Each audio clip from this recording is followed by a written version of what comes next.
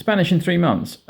This is the best Spanish language book that I have found, certainly from a beginner's point of view.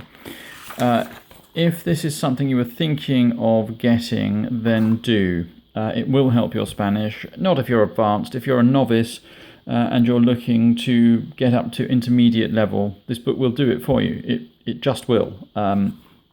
It starts with the basics, and by week 13, you've covered the subjunctive in different tenses. So you've covered the imperfect and pluperfect subjunctive, as well as the subjunctive in the present tense.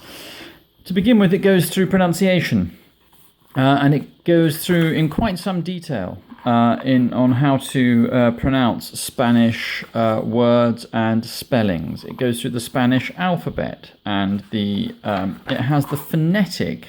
In all cases in this book, when it has a word or a letter, it gives you the phonetic pronunciation, which is very, very useful. So week 1, what do we learn? Well, we learn the definite article, el and la, and the indefinite article, un and una. It takes us through that very nicely. There are exercises at the end of each section, and then it always ends with a conversation, a written conversation between two people, which incorporates what you've learned in each chapter. Each chapter is intended to be covered in a week. So we move on week 2 to adjectives. And then we get onto ser and estar and the differences between the uses of ser and estar, again with conversational examples at the end of the chapter. Week 3 takes us into demonstrative adjectives, this, that, these and those, and as the book goes on, it introduces new vocabulary. So you're learning about grammar, but as you learn about that grammar, your vocab is increasing too. What happens in chapter 4? We have possessive adjectives, yet more vocab, and possessive pronouns, mine, el mío, la mia, etc., etc. And then we get on to numbers, cardinal and ordinal.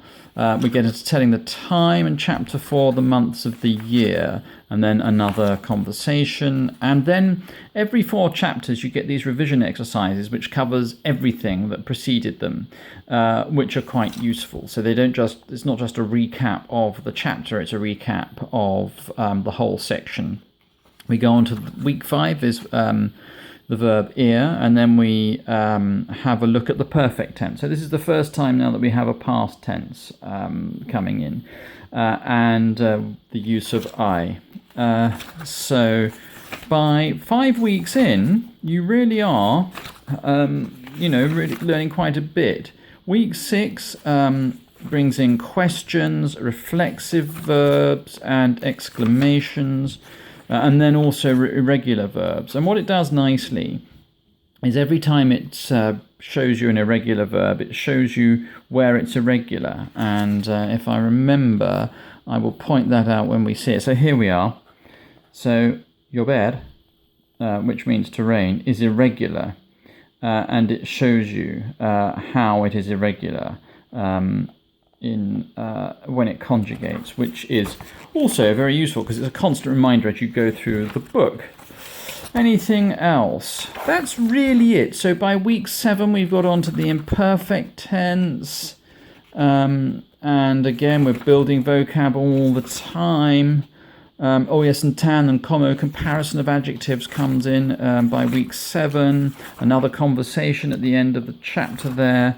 And week 7 shows at the end of week 7 there's another revision exercise, and then week 8 brings in the future tense, and so on and so forth, right up to the subjunctive. And really, I have gone through this book, and I would say it worked pretty well for me. I am really quite confident in Spanish now, and a lot of it is down to this book. I hope that's been helpful. If it has, please do consider subscribing to the YouTube channel. And if you could like the video, if it's been useful to you, that would be great as well. If you want to buy it, you can do so from the affiliate link below. And that's all. I will see you next time. Goodbye.